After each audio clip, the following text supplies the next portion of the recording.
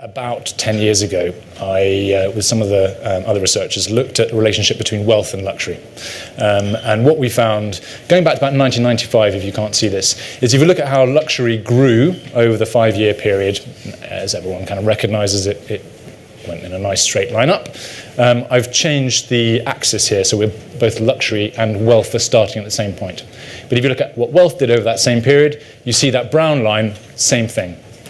What we had in towards using this analysis, we can pull out 4 or 5 kind of big themes that we can see. So what we had in the late 90s, at least a way of looking at this, is to say the wealth and luxury were pretty similar. That wealthy bought luxury and luxury buyers were wealthy. Seems intuitive. We then have a period from about 1999 to 2000 where something strange happens, where the brown line, the amount of wealth, and this is number of millionaires in the world, the amount of millionaires in the world drops. We have a stock market crash and economic decline. And yet if you look at the grey line, the size of the luxury market, it stays pretty steady. Now, the implication here, and by no means is this watertight, but the implication here is that wealth disappears, luxury stays the same. Therefore, it's not necessarily the wealthy who are buying luxury anymore. It's these aspirational consumers. And aspirational consumers, not only in the kind of Western markets, spending on their credit cards, much easier to do, but also starting to see aspirational consumers elsewhere. That's broadly where we got to, and I hadn't looked at this analysis for about 10 years until last week. So I said, well, let's run the numbers, let's see what happens. We get a period from about 2004 up to 2008 where both lines go back up again. What's interesting here is this brown line, which is wealth, is steeper than luxury. What this means is that wealth is growing quicker than the luxury market. So something's happening where there's more wealthy than luxury, and the main thing that's happening is wealth isn't where it used to be.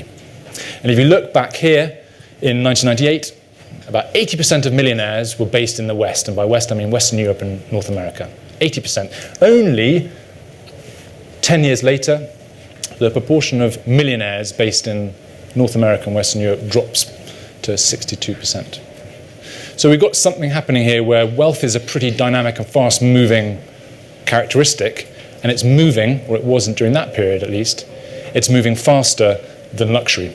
And what happens, and we complete the story with the fourth element in terms of what's been happening recently, we have wealth taking a dive in terms of that brown line and almost kind of flatlining in terms of number of millionaires, and yet again we see luxury going faster.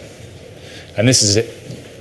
An implication to take from this is the fact that luxury is now moving. Luxury is catching up. Luxury is moving east to find these new millionaires. And you only have to look at the distribution of store openings in terms of where the brands are talking about where we need to stick our stores, is that there's a land grab. There's a land grab east, and I'll talk a bit more about east.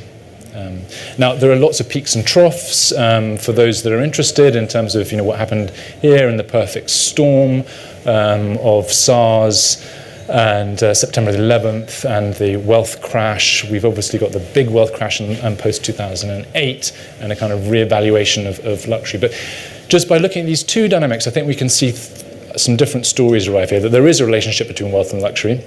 They don't always have to be the same, but things happen when one or the other is out of kilter. And if I were to put my money on where the next 10, 15 years are going to happen, is that we will see, certainly the next 5 years, we'll probably see luxury growing faster than wealth. I will be back down here somewhere in terms of the gap between the two widens up again. And then inevitably there'll be a retrenchment where we need to wait for the next lot of wealthy to come.